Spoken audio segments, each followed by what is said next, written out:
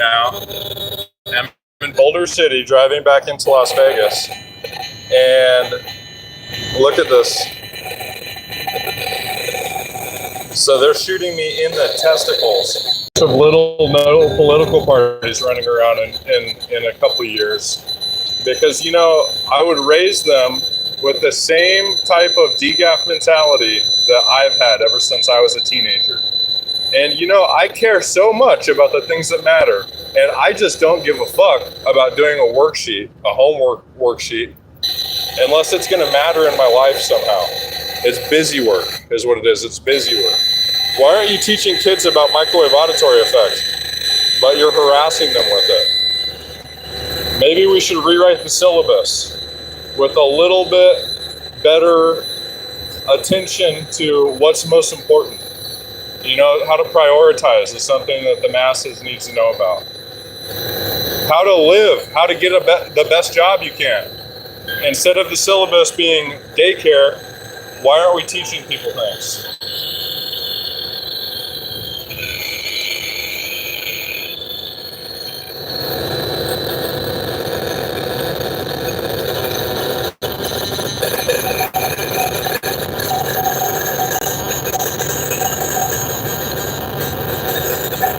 So the reason I started recording is because I was being hit in the body to the point where it was probably going to cause biological harm that's going to last longer than what the beam has put on me.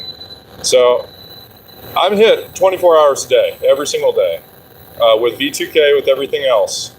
And it's at varying levels. It's not always the most intense level of intensity that you can imagine. There are times when they turn on a nut shot, for lack of a better way to put it, a blast on my genitals that is literally a beam of radio frequency that is turned on, and when I break that beam of energy, either through an EMF meter, walking around, jumping in a pool, getting in a bathtub, there's a lot of different ways I've had success as far as just getting that to stop. But then you're not protected. So breaking a beam of energy that's linked onto you does not mean that you are in a skiff, okay? So when it comes to being attacked, being harassed with this technology, there is a lot of different ways that this can be a problem. It can be a problem just as a tech sense, as far as jamming our technology. With somebody monitoring everything you do on your technology, they could ruin your life. And when the government's doing that, they could definitely ruin your life. And it's something that if there was complete transparency on, it would literally be the biggest, most important case in the world, how much the United States government is doing this to its own citizens. So, like, for example, I went to court with my neighbor, but because of her status, she was given the benefit of the doubt, while this woman was a literal paid player in the program through intelligence community, military, or a combination of the two, because those worlds unite at some point. The system saw this as a liability. So instead of investigating, uncovering a liability where then they have to pay me out, they just didn't investigate. So that's selective policing. And it wasn't just the police department, it's federal investigation groups as well. So there was not oversight on this to say that, hey, Jacob's being wronged. Hey, Jacob's proven that he's being struck with wireless energy, and then he also paid $600 for an expert this year to then confirm it even further. Because I understand what bias is. That's one of the first things that you have to address in a court setting. So I've reached the top of the burden of proof threshold, which is something they would teach a lawyer in law school. And that goes for a civil case or a lawsuit, is you have to prove what's occurring. So now with science, with an unbiased third party, I have proven that this targeting is occurring. I have proven it beyond reasonable doubt. The evidence, the data that I've put together meets the top of the burden of proof threshold, but I am not going to take $5,000 as my payout, because you're only allowed to do a suit once. If you get a winning judgment, you cannot file the same suit for a different purpose unless it's causing different damages. So for the sake of not using one lawsuit for only $5,000, we could all work together and show that every single one of us is harassed, targeted, harmed, having our data gathered illegally.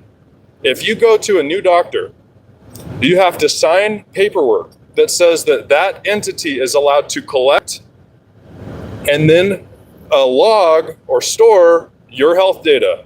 So what's happening to us is against our rights. It violates our HIPAA rights, and that is very fucking serious. One of the richest organizations in the United States is the insurance industry. Okay? So this is how I believe we could make a change, because we are constantly having our potentials, our vitals, taken from us, illegally stolen from us, and then processed with the most advanced, most modern radiography machines that you would ever imagine, to the point where they can be linked into a perfectly coded machine to paint a fucking dual image of what we've got. And that's called a transient or sentient world simulation. And I theorize that that technology is used in conjunction with this, with different levels of access at different levels of classification. Maybe a SWAT team, they give access to this technology just in the one location that they are going in to try to help people in, right? Maybe in Desert Storm in Iraq and Afghanistan, they gave the Air Force discretion to use this tool on anybody they wanted to. And maybe the CIA gives their agents the same discretion. What agency is it that's oppressing us? It's still a little bit of a mystery, but it's definitely happening. And the more we're honest, the more we have good morals and ethics, the more we find out. And the better chance we have at ending this.